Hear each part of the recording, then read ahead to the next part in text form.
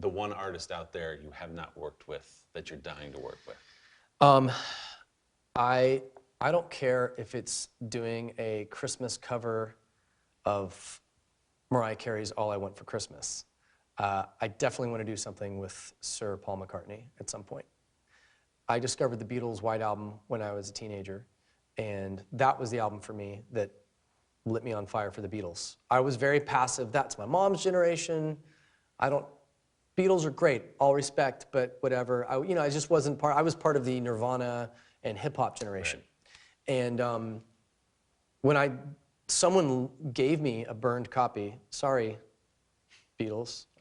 They're gonna be okay. You're gonna be okay. Someone gave me back in the time period of everybody having burned copies of CDs right. all the time, right?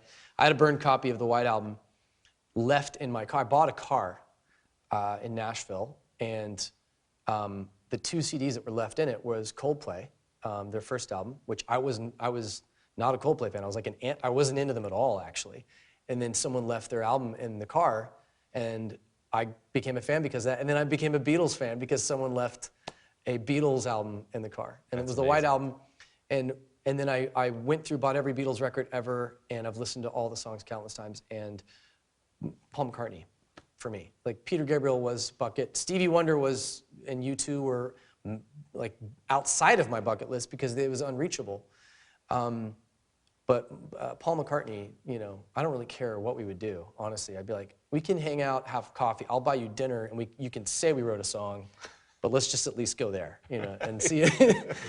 We'll talk about music, and I'll count that, I'll check that off my list. Hello, Today fans. Thanks for checking out our YouTube channel. Subscribe by clicking that button down there, and click on any of the videos over here to watch the latest interviews, show highlights, and digital exclusives.